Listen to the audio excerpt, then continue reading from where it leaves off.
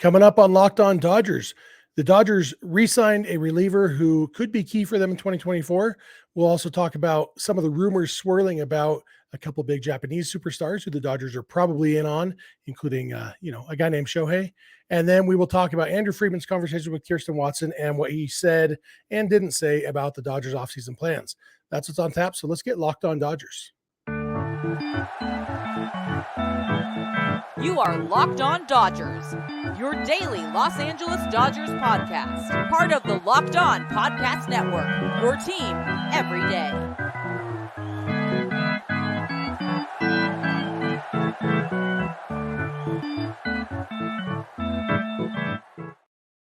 Hey, Dodger fans, this is Locked On Dodgers, part of the Locked On Podcast Network, your team every day. Thank you for making Locked On Dodgers your first listen every weekday morning. Remember, this show is free and available on all podcast platforms and on YouTube simply by searching for Locked On Dodgers. Or even better, go ahead and subscribe wherever you're watching or listening right now. Then you can be an everydayer just like we are. If this is your first time with us, I am Jeff Snider. That guy next to me is Vince Samperio. Vince and I are both lifelong Dodger fans just like you are. We've also both spent time covering the Dodgers in the press box and the locker room. So we're not quite insiders, but we bring you the smart fans perspective on our boys in blue every weekday morning. This episode is brought to you by FanDuel. Make every moment more. Right now, new customers get $150 in bonus bets with any winning $5 moneyline bet. That's $150 if your team wins. Visit FanDuel.com/lockedon to get started. And Vince, I was thinking about this last week when we were talking. I bet there aren't many Dodgers podcasts that have been around longer with the original hosts than you and I have. If you factor in both Locked On Dodgers, which we've been doing for nearly 5 years now, and then the Scully Avenue podcast, which we did for 3 years before that. So we're coming up on 8 years together. Yeah, we're common law marriage in some states. So so we should start reaping some more benefits coming soon. Yeah, my daughter is almost as old as you were when we started podcasting together. So not really close, but she's 19, you were 24, so it's pretty close. I was still in my 30s back then, if you can imagine. We actually got some Dodgers news, and we had talked about this as a possibility. Something I don't think anybody by surprise. I think everybody either expected or at least wasn't going to be surprised by this. Joe Kelly coming back to the Dodgers for kind of his third stint with the Dodgers, depending on if you count last year after the trade and this year as a separate stint. But the Dodgers signed him after the 2018 World Series when he pitched really well against them. He spent a couple years with the Dodgers and then went to the White Sox. And even when he signed with the White Sox, there was a lot of talk then that the Dodgers and Kelly had mutual interest. And so that one was a little surprising that he didn't come back to the Dodgers. He spent a year and a half there in Chicago, didn't pitch well, didn't pitch a lot because of injury. And then they traded him back to the Dodgers and he pitched well again. And if you look at Joe Kelly's career, he's had, if you sort his seasons by ERA, three of his five best ERA performances have been 3 of the 4 years that he's spent with the Dodgers.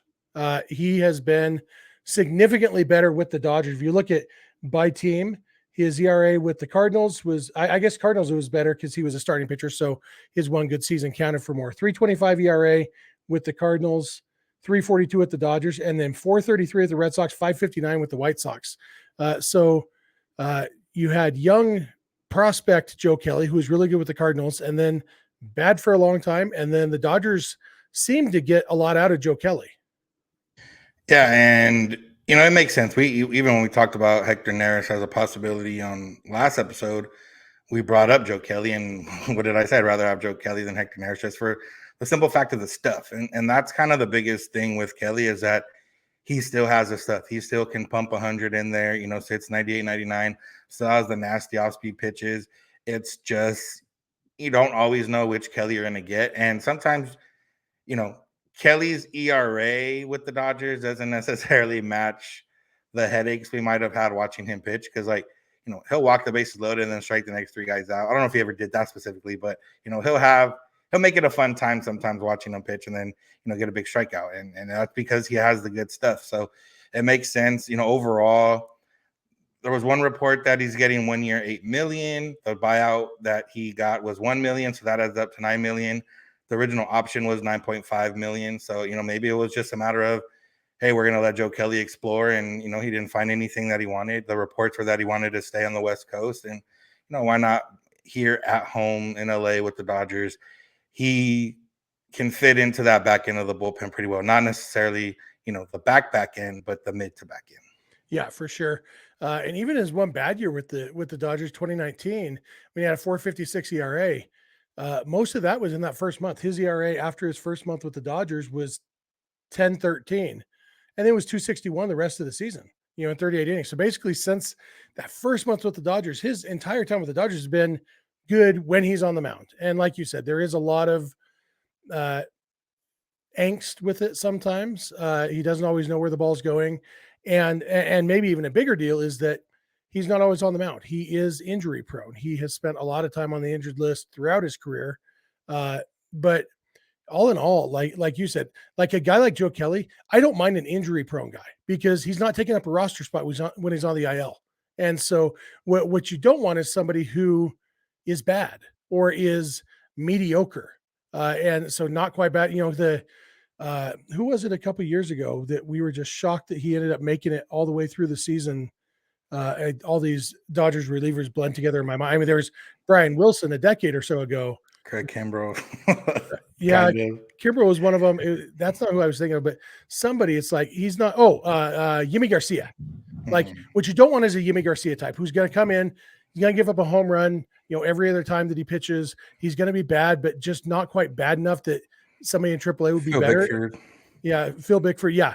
So, but a guy like Joe Kelly, who when he's healthy, he's very good. And when he's not, he's on the IL. I think that's the kind of guy the Dodgers should be signing, especially in the bullpen where these guys can be, replaceable. You cycle guys in and out when they're hurt and when they're not hurt and everything. And hopefully he can have a healthy season and a dominant season. I am nothing but happy about this Joe Kelly signing.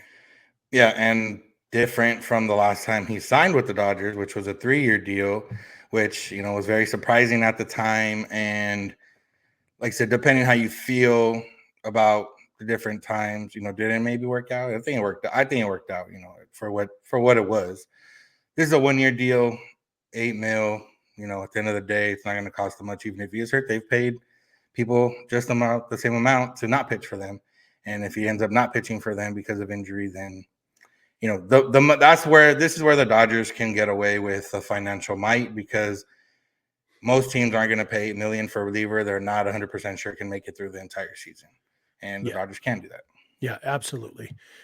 Speaking of financial might, we're going to come back in a minute. We're going to talk about a couple Japanese superstars, Shohei Ohtani and Yoshinobu Yamamoto, who are free agents. Rumors swirling about both of them, and the Dodgers very much in play for both of them. So we will talk about that when we get back. Thank you for making Locked On Dodgers your first listen, and please keep it Locked On Dodgers. This episode is brought to you by FanDuel. Score early this NFL season with FanDuel, America's #1 sportsbook. Right now, new customers get $150 in bonus bets with any winning $5 moneyline bet. That's $150 if your team wins. Moneyline bet just means pick the winner. Don't have to worry about spreads or odds or anything like that. Just pick the winning team, and if you put at least $5 on it, you get $150 in bonus bets that you can use on FanDuel to then bet on things. If you want to do some of the other kinds of bets, if you think about joining FanDuel, there's no better time to get in on the action. And the app is so easy to use. There's a wide range of betting options, including spreads, player props, over-unders, and more. So visit FanDuel.com/lockedon and kick off the NFL season. FanDuel, official partner of the NFL.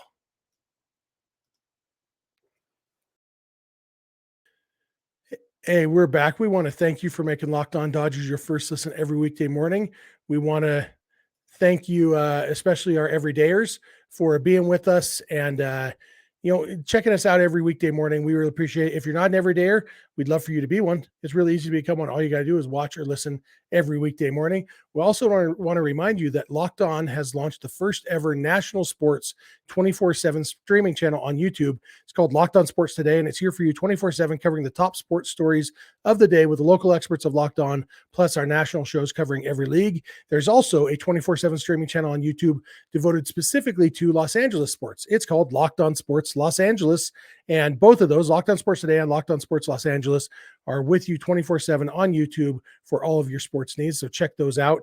And if you're watching this on YouTube, we'd love to hear your thoughts in the YouTube comments section. If you're listening on the podcast, we'd love to hear from you through email or social media. We'll give you all that contact info at the end like we always do. And with that said, Vince, we've got swirling rumors. The baseball meetings, the winter meetings started this weekend. Really, they start in earnest today. The only thing that really happens on Sunday is the Veterans Committee Hall of Fame vote announcement, and Jim Leland was the only one elected on this ballot. Jim Leland's very, very deserving. A couple other guys who probably should have been in, Lou Piniella and Bill White, finished second and third. Nobody else got even 5 votes, so they don't even show up on the results. One of the people on the ballot was Joe West. It's heartening to know that he didn't get 5 votes because he was really bad at his job for a long time, and that's not Hall of Fame material. But the winter meetings really start today. And with that, we start getting rumors. You remember there was winter meetings last year that Arson Judge signed with the Giants, and then later Aaron Judge re-signed with the Yankees. Winter meetings where Cody Bellinger signed with the Cubs. A lot of stuff went down. Trey Turner signed with the Phillies. Nobody signed with the Dodgers until right at the very end of the winter meetings. The Dodgers signed Jason Hayward to a minor league contract. I think that was their only action in the winter meetings last year. This year, things are going to be different. I think they're going to make a splash either at the winter meetings or after. They're definitely taking a different approach. We're going to talk in the last segment of this episode about their approach, but specifically 2 of the biggest free agents, probably the 2 biggest free agents, are two-way superstar Shohei Ohtani and Japanese pitcher Yoshinobu Yamamoto. And there were rumors about both of them. John Morosi said of Ohtani, he said, Shohei Ohtani is likely to decide on a team within the next week, according to one source engaged with the top end of the free agent market. Let's talk about Ohtani first, then we'll get to the Yamamoto rumors. I don't doubt that somebody told John Morosi what he tweeted. I do wonder, one source engaged with the top end of the free agent market. Does that mean somebody in a front office, of like a Dodgers front office person? Hey, they're engaged in the front, or does it mean, it could mean anything. And that means it means nothing. And the fact is, one of the biggest stories of this offseason is that nobody is really a source when it comes to Shohei Ohtani, right? Yeah. I mean, we've seen how many reports and tweets and everything so far. And, the part of it is that most of them aren't going to get checked. Well, because 1, people might not care enough. 2, if people do care enough, realistically, nobody's going to care once he signs. And then 3, you can say whatever you want, because if you're right, then you end up being right. And if you're wrong, you just say, well, it changed, or whatever you want to say. And for Ohtani, I think that's where it's at. The one other rumor that maybe has a little bit more substance, but then it's also John Heyman, is that Ohtani's received multiple bids of at least $500 million, which that wouldn't necessarily come from Ohtani's camp. There could be teams or somebody that has told him that. And it said, maybe that pushes it to $600 million for whoever wins. A lot of the stuff, the other report was that Ohtani was meeting with teams this weekend in LA, and then, supposed to decide this week. There's other reports that Ohtani already knows what team he wants to play for, and that his agent's just driving up the price at this point. We don't know. And, for someone like me who's in the baseball landscape for work, it's kind of cool because you just get free engagements every day, free stuff every day to use that people can argue about, and it doesn't necessarily mean anything. But for someone that's fan of the team, if you were sitting here and following every rumor and every thought, it would be pointless to me, because like I said, I don't think anyone knows what Ohtani and his camp are doing. I think anything that comes out is either speculation, educated guesses, or coming from the team side. Yeah, it will be interesting if he ends up being right that there's already multiple $500 million offers. I said a while back, I didn't think he would get $500 million. I thought somebody would go $50 million a year or 10 years, but not both. But what we saw last year is that when the feeding frenzy starts, it's logically that would make sense. But once the feeding frenzy starts in the winter meetings and the off season, it's if there's a team intent on getting him, and they might go crazy like that. And the fact is, I really do believe that he has known for months, if not years, what team he's going to play for in 2024. And this is, you go through the process, you keep everybody interested so that you get as much money as possible. But in the end, you're going to the team that you wanted to play for. There, we've said it many times. There's no practical difference between 500 million and 600 million from how much money can you spend in one lifetime standpoint. And even a number that huge is probably going to pale in comparison to the money Ohtani is going to make in sponsorships and all of that throughout the life of the contract. And so it's not a question of, okay, somebody else offered him $600 million. Andrew Friedman, offer him 620. If he wants the Dodgers, he's going to pick the Dodgers as long as their offer isn't insultingly low. And, that's good. It's also scary because, there's only so much the Dodgers can do. And all we can do is really guess at what he wants in a team. We can guess that he wants to play for a winning team. Dodgers check that box. We can guess that he likes the West Coast since he picked the Angels last time. Dodgers check that box. He probably likes nice weather. Dodgers check that box. The Dodgers can check all the boxes, but the problem is all we can do is guess which boxes Shohei Ohtani wants a team to check. Yeah, the one thing that I've thought about, and it could be different. So, he's doesn't talk to the press. Even as an Angel, he really only talked on days he started. He didn't, if he was just a hitter that day and hit 3 home runs, he might not even talk. The Angels were very catering to whatever he wanted PR wise. And, they kind of had to be because they wanted, they had him signed, but they also wanted him to stay after his contract. The next team that signs him, could potentially be his last contract. I don't think that'll be possible, but it could be his last contract. And I wonder if that factors in at all. Okay, I don't want to talk to media unless I'm pitching, blah, blah, blah, or, unless I want to. Different things that I've heard from people that cover the Angels that, kind of surrounded the Ohtani frenzy. I don't know if that factors into it. Probably not. But for me, it's okay, if he signs with the Dodgers, I can't see there being a way where he's oh no, I don't want to talk to the media today. Yeah. And there'll be we don't know much about Shohei Ohtani. It's kind of weird, and so we don't know why he doesn't talk to the media. Maybe it's just because he was playing for a crappy team with a crappy owner, but who knows? But I think he's coming to the Dodgers. I really do think, when I think about it logically, you just, take away the fact that I want the Dodgers to sign him, all those boxes. I don't know there's another team that can check all the boxes, especially if the West Coast is important, and like I said, all we can do is guess what's important to him. But if the West Coast is important, it's the Dodgers, Giants, or Mariners, right? Because the Padres don't have any money and the A's are the A's. And so, the Mariners just traded Jared Kelenic and a couple other players to the Braves, basically just a salary dump, and is that a salary dump because they don't want to spend any money, or a salary dump to save up money to spend on someone like Shohei Ohtani? Who knows? The Giants, they check a lot of boxes, but they're not a perennial winner. They are a solid team. The weather in San Francisco isn't nearly as nice as the weather in LA, if that matters to them. So, it seems like the Dodgers make sense, but again, hopefully the rumor that he's deciding in the next week is right, because I'm excited to talk about new Dodger Shohei Ohtani instead of future Dodger Shohei Ohtani.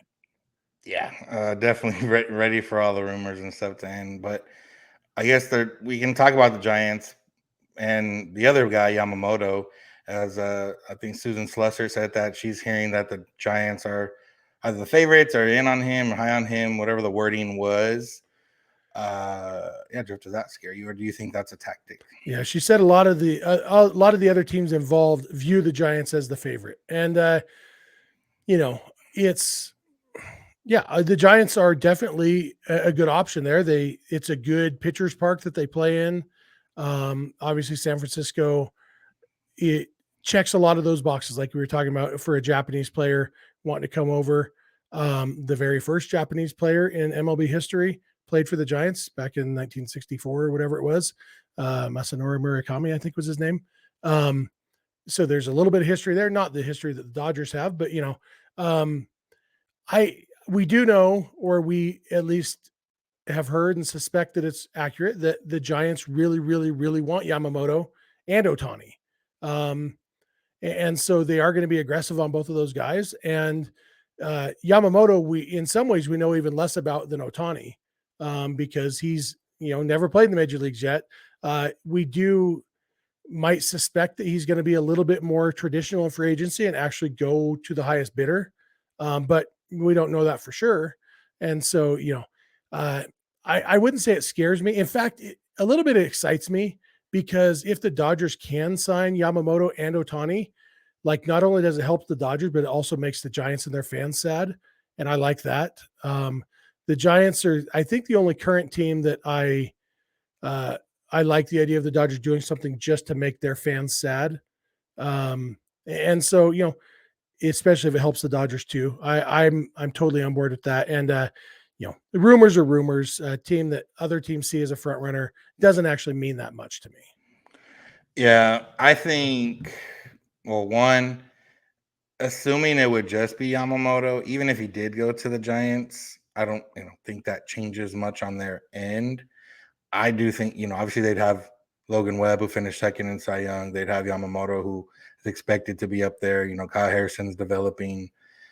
But their issue is they also can't score a lot of runs. They don't have a lot of thump, whatever the case is. So I think if the Giants are in on Yamamoto that much, I think it's because maybe they're not in on Ohtani as much. And maybe, they have that, realistically, they have the money to go get both of them, but it's also a matter of, is ownership going to do that? Is that something that those players want? There's a lot of different factors into that. Whereas, if they're in on one guy only specifically, then, maybe that means they're not in on the other guy. But yeah, I think last year's offseason, even though it didn't necessarily benefit the Dodgers, directly via player, but the fact that, they thought they were going to get Aaron Judge and they didn't.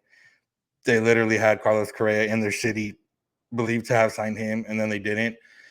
And then they ended up with, Conforto and Mitch Haniger and, a bunch of these guys and finished in third or fourth place, wherever they finished in. And yeah, it was fun to kind of see that play out. If that played out again, it would be funny, just as it was last year. It definitely would. There's specific stuff on the Dodgers approach. That's the Giants approach. We're going to talk in a minute about the Dodgers approach to the offseason, kind of based on some stuff that Andrew Friedman said to Kiersten Watson and just kind of our thoughts. So we'll be back with that. So thanks for making Locked On Dodgers your first listen, and please keep it Locked On Dodgers.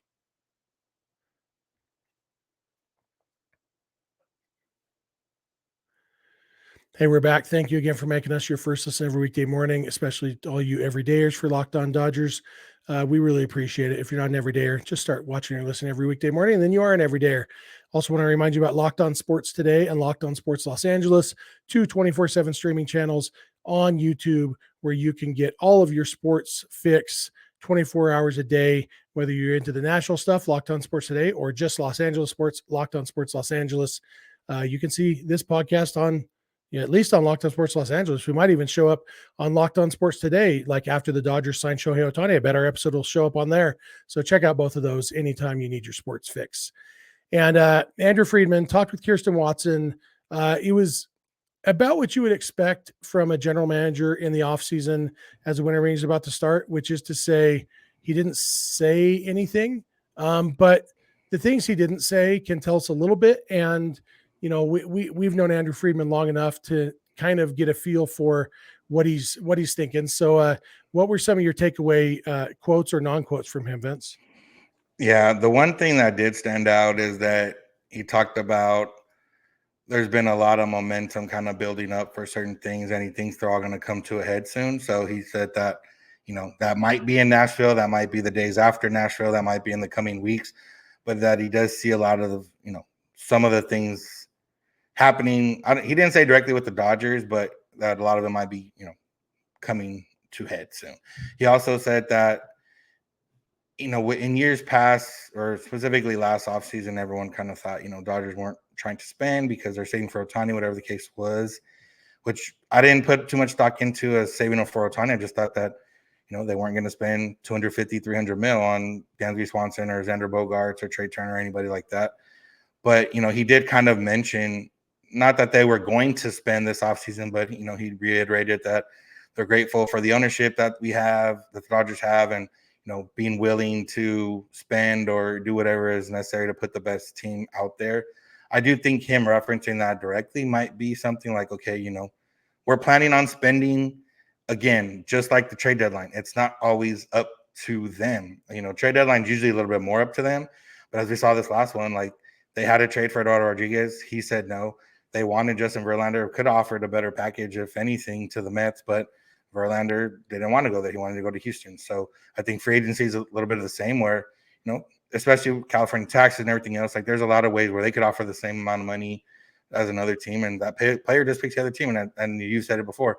Us as Dodger fans don't expect that or don't think that's possible, but it is possible. So I do think, you know, we saw they were willing to throw 165 at Aaron Nola, the reports were, and, you know, that's probably more than they would have in previous years, maybe. So, you know, it's those were kind of the two that stood out of like, all right, cool. That stuff should be happening soon, and it should be happening soon for the Dodgers. Yeah. I agree with you. I've always thought it was overblown. The idea of the Dodgers just looking to Ohtani after the 2023 season, they're saving up all their money for that. It's Ohtani or bust. Obviously, the Dodgers knew Ohtani was going to be a free agent, and he would be the top free agent on the market this offseason. But the Dodgers, their MO in free agency is spend money wisely. And that gives you flexibility going forward. You know, it's not always the happy answer for Dodger fans. And, you know, we've talked before about the Phillies owner saying sometimes you have to spend stupid money, and how this might be the offseason for the Dodgers to actually do that a little bit. But the fact is, free agency isn't the only way to build a team. And for the reasons you mentioned, it's often not even the best way to build a team, because you are almost always paying for somebody's past rather than their future. By the time they hit free agency, you know, with few exceptions, you are paying for what somebody has done more than what you think he's going to do. And that's just the going rate for, you know, that's how the economics of baseball work right now. And that's okay. But if you're trying to build a sustainable long-term winner, it's maybe not the best approach. And the fact is, if the Dodgers sign Shohei Ohtani to a 10-year contract, they will be paying more for his past than for his future. I think they would hope that he would be an elite hitter for 6 or 7 of those 10 years. But he'll be 39 years old by the end of a 10-year contract. And very few 39-year-olds are great hitters. And now with inflation and everything, if they sign him to $50 million a year, that won't look like $50 million a year, 10 years from now, but it'll still be a lot of money. And chances are he won't be worth it on paper. But there's also a decent chance that he will be worth a lot more than $50 million in the first few years of the contract. And so, you know, you average all that stuff together and just try to hope it works out. But that's why the Dodgers do often do more on the trade market, because like you said, they can control that a little bit more a lot of the time. Eduardo Rodriguez had the no trade clause. Most guys don't have no trade clauses. Tyler Glasnow, Randy Arozarena, they don't have no trade clauses. And so if the Dodgers make the best offer to the Rays for those two guys, they'll get them. And that's, you know, I suspect, I've never met Andrew Friedman in person, but I suspect he's the kind of personality that likes things that he can control. And, you know, being able to say, look, I made you the best offer, so let's make the trade. Boom, it's done. I think that's probably more his style. And, it's probably exciting for him to have Shohei Ohtani and Yoshinobu Yamamoto on the free agent market, but it's also probably a little bit scary and maybe a little frustrating that I could do everything right. I can make the best offer. I could do everything. And if he doesn't want to sign with me, he doesn't have to. I'm with Friedman on that. Like, that's got to be frustrating. It's frustrating to me as a fan, or scary to me as a fan, knowing that as much as I want Shohei Ohtani on the Dodgers, if he's already decided he wants to play for the Cubs or the Blue Jays, he's going to play for the Cubs or Blue Jays, even if Andrew Friedman offers him $700 million. Yeah, I mean, it obviously the Dodgers were at a little bit of a disadvantage when he first came over because there wasn't DH in the National League.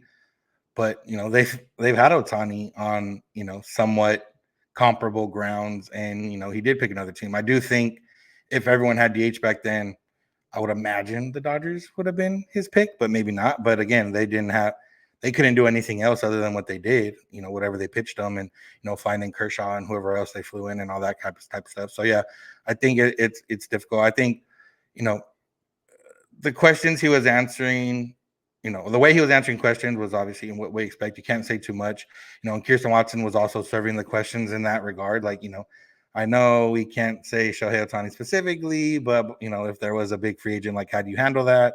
and everything else. And, kind of what he said was, if we go through what our offseason plan was, I'd need a whole whiteboard and just kind of draw it out, because it's all fluid. It's all moving. It's all, if this happens, it's not like, okay, if Shohei Otani doesn't sign, we're trading for Tyler Glasnow and Randy Rosarena. Or if Otani does sign, okay, now we're signing Yamamoto. There's going to be a lot of moving parts. And that's the part you can't control. If someone wants to give Jordan Montgomery $250 million and the Dodgers wanted to offer him $150 million, they can't fight that. They can't change that. They could obviously offer him the $250 million, but that's not practical, and it's not how you build a team that's make the playoffs. Over for a decade, and I think they are going to spend where they need to. I think they can look at. It's one of those things where you can have a sustainable winner, but you're always going to have a window that's probably a little bit better than others. And right now, that window is Mookie Betts and Freddie Freeman. You already have them signed for the next 4 years together. I think you try to maximize that 4-year window while also keeping the rest of the time open. Yeah, I think so too. And we'll see.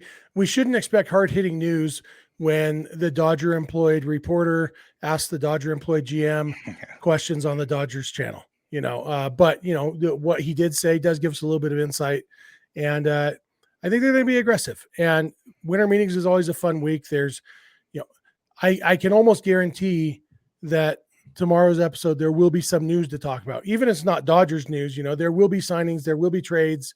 There's stuff going to be happening. I wish I was in Nashville. You and I were at the winter meetings together last year. I'm bummed that I'm not there this year. I love Nashville so much, but should be a fun week, and I'm looking forward to it. Yeah. You got anything else for today, Vince? Dodgers were named with Braves and Orioles for Dylan Cease talks again, but I got to imagine that won't happen until some other stuff happens. Yeah, I think so too. I think Cease is a little bit lower on the list of Dodgers starting pitching priorities. So, all right, that'll do it for us for today. Thank you all for making Locked On Dodgers your first listen every weekday morning. Especially thank you to our everydayers. If you're not an everydayer, become one by watching and listening every weekday morning. Remember Locked On Sports Today and Locked On Sports Los Angeles, 2 24/7 streaming channels on YouTube that you can check out for all your sports needs all the time. You can follow us on Instagram and on Twitter at Locked On Dodgers. Vince is on Twitter at VinceSince91. I am on Twitter at Snydog, and the DMs are open for both of us there. You can also email us, lockedondodgers@gmail.com, or you can send us a voicemail or a text message at 323-863-LOCK, 5625. We are here every weekday morning, and we hope you'll be here with us. When you get in your car or sit on your couch, tell your smart device to play podcast Locked On Dodgers. And remember, you don't have to agree. You just have to listen. We'll talk to you tomorrow. Have a good one.